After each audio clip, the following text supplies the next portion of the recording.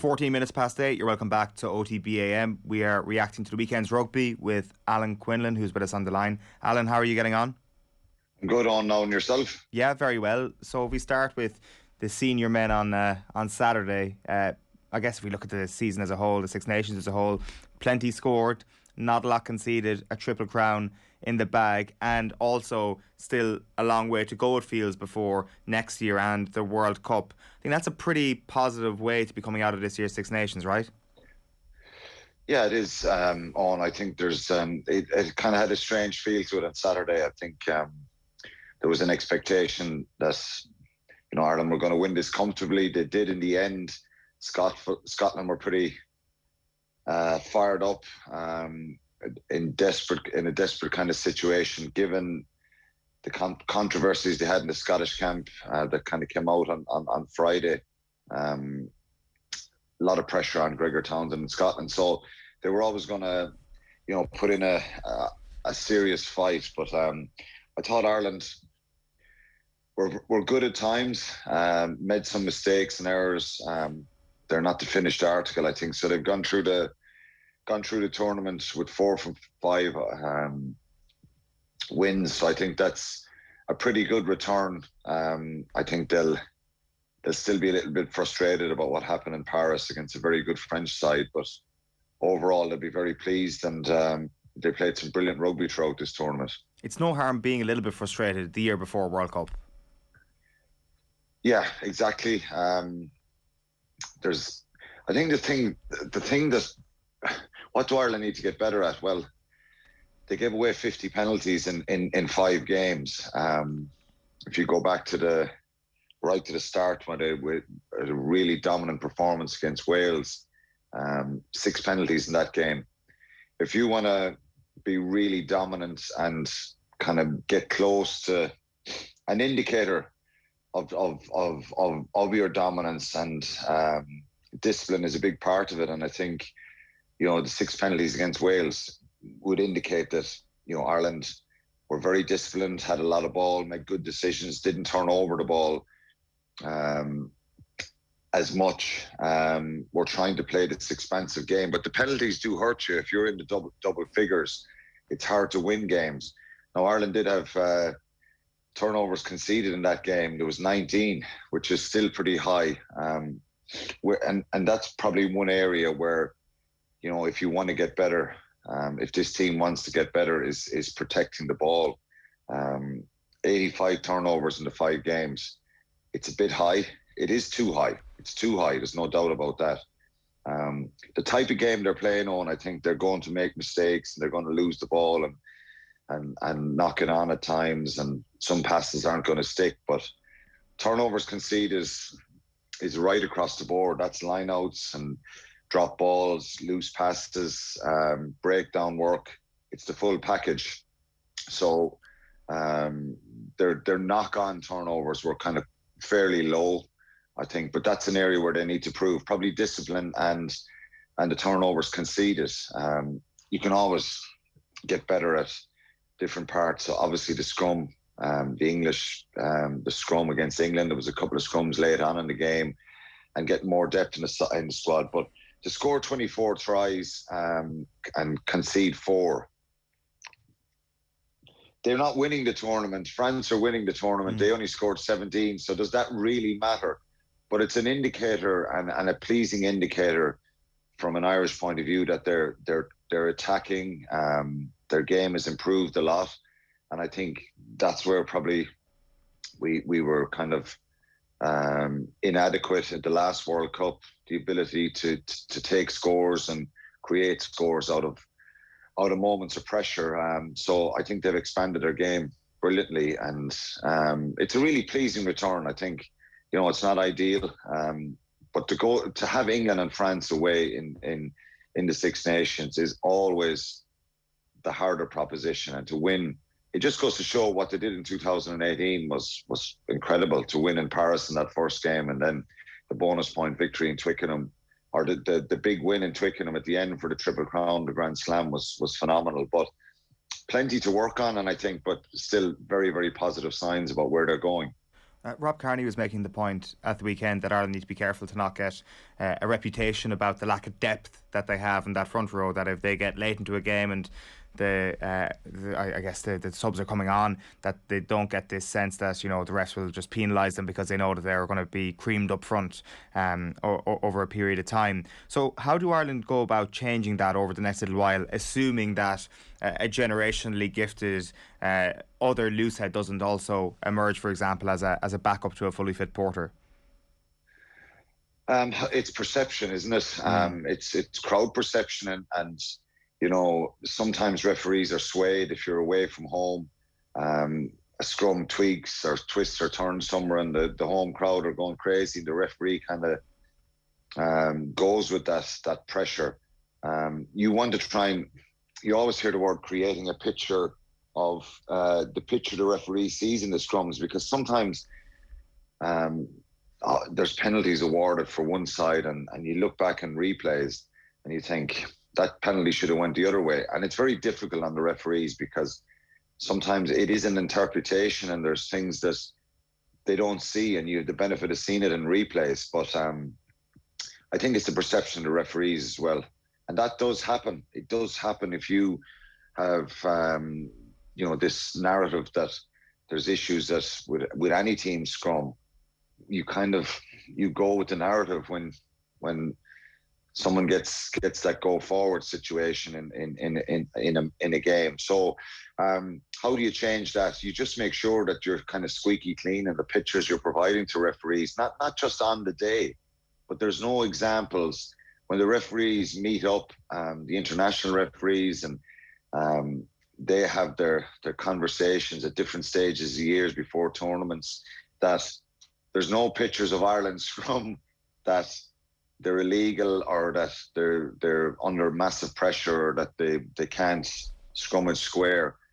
So that's something that you have to work on. But, you know, I think getting Andrew Porter and Ronan Kelleher back will help massively. The experience that Dan Sheahan would have had from a scrummaging point of view, and the different sorts of pressure that he's incredible around the field. And it's just making sure that you get that part of your game right as well. And trying to get some more depth as well, of course. You want more depth there.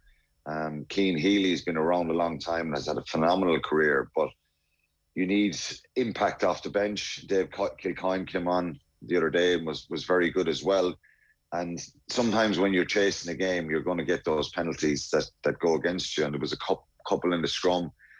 Again, that picture wasn't correct, so it's something that Ireland need to really work on.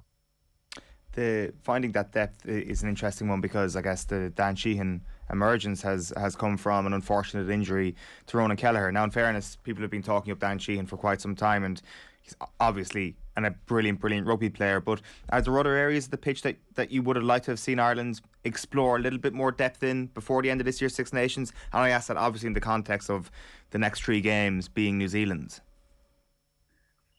I'm not sure. I think Ireland needed to have a good Six Nations and needed to challenge for it, because you're talking about a narrative of scrums. Everybody's talking about Ireland now, that they're right up there again with one of the best teams in the world. France are probably being ranked number one. New Zealand will certainly have something to say about that in the summer. South Africa as well. So, but just from a Northern Hemisphere point of view, there's France and Ireland have been better than the rest, and so they're in a good place now. And you know, when teams play Ireland now and going forward, I think they'll know they're playing against a very, very good attacking side. I think a lot of the French players were stunned at the accuracy and the way Ireland attacked in that second half, and just their overall ambition.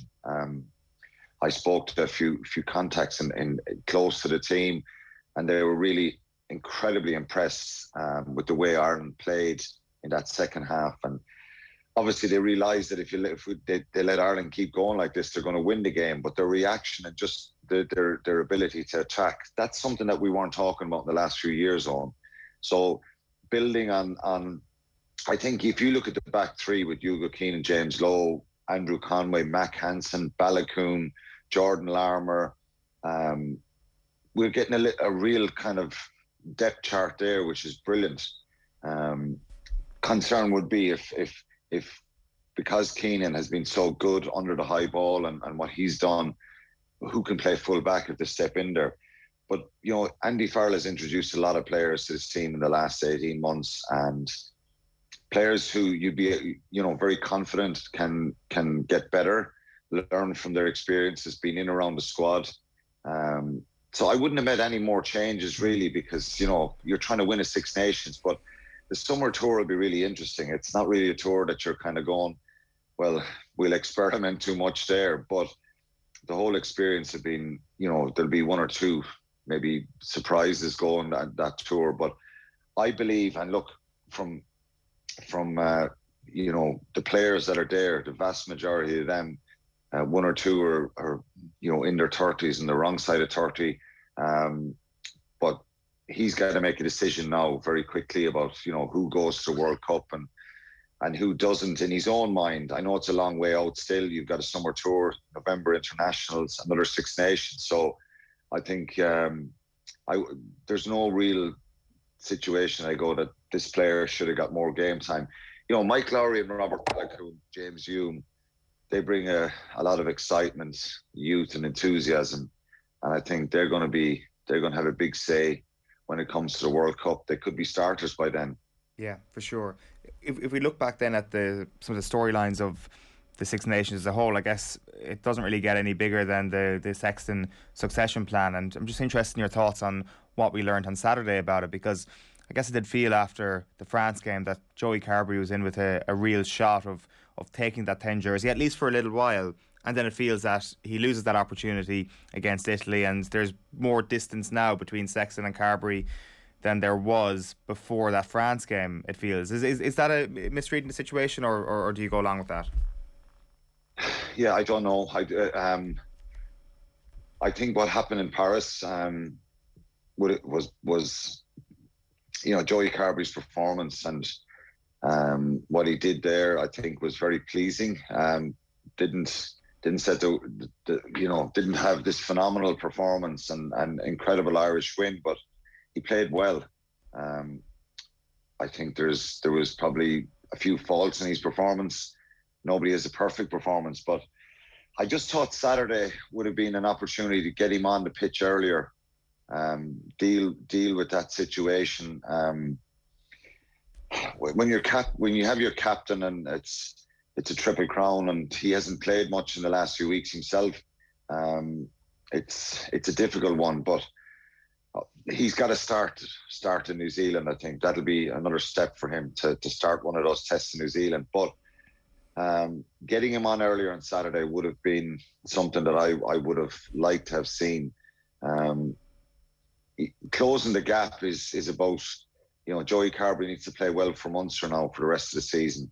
He needs to get loads of games under his belt and avoid some injuries, hopefully, because one of the big problems with him at different times is his lack of match practice and match hardness that you get. But there's no quick fix solution to the level that Sexton plays at and what he can do. But that's still an area for concern. You know, if Johnny Sexton gets an injury or something happens to him, doesn't make the World Cup, you know, there is a bit of a difference, and that's still there. But I'd be confident that Carbery, if he finished the season strong and he gets a good run, he needs a bit of luck too with injuries.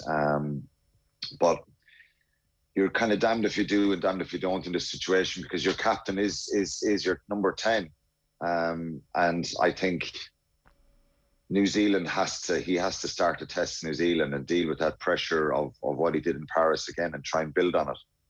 In a way, is the current situation the ideal situation for the Ireland coaching ticket, because you've got Sexton as your starter and Carbery as your substitute, who, as we saw at the weekend, was brought on at full back, that you have somebody on the bench who can cover two positions, and if something happened to Hugo Keane in mid-match, you have a ready-made substitute there as well. That they almost prefer Carbery as a bench given his versatility, or I guess the apparent versatility?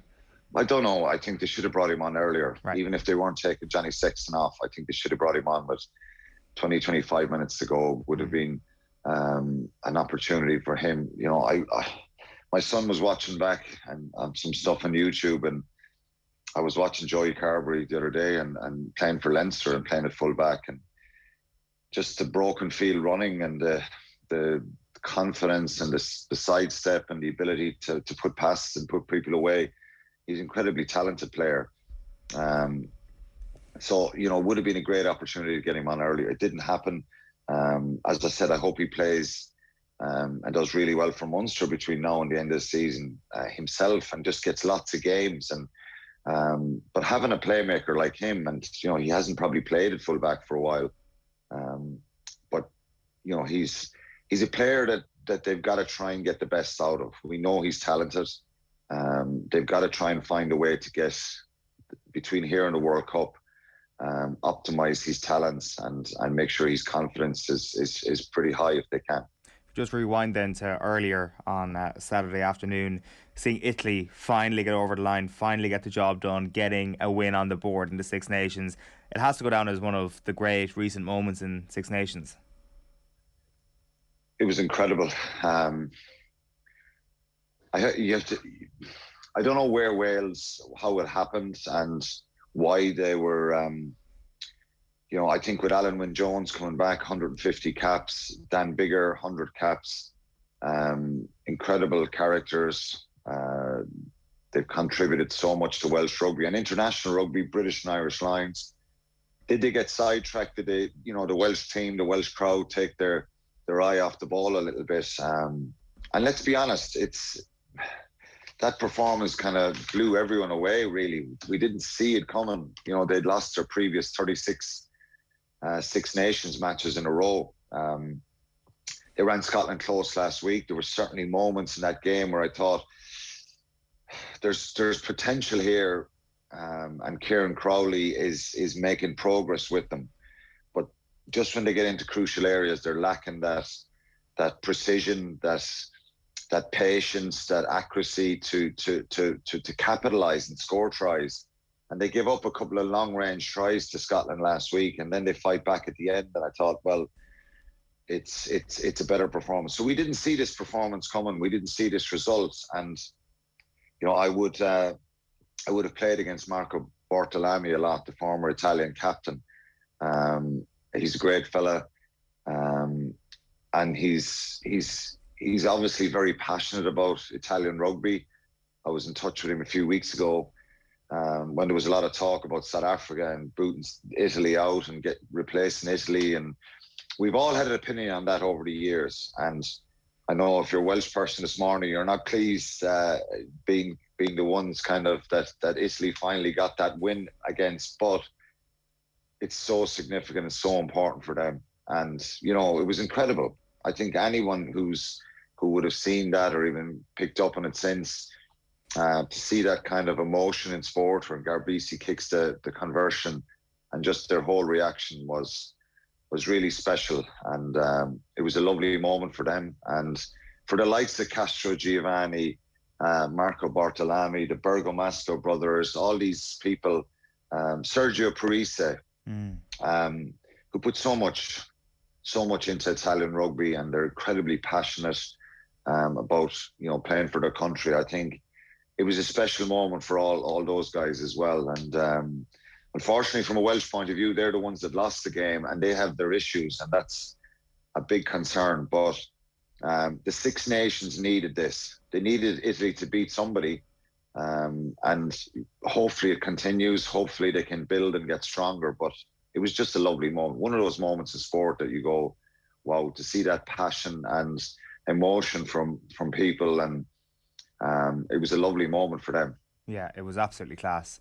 Like, if you look at that question around Italy at the moment, and maybe it's not an exact science whatsoever, but if you make a cursory glance at the under-20s table and seeing Italy not finishing bottom, not finishing second bottom in that table, does that give you hope that maybe those questions will just fade into the background a little bit?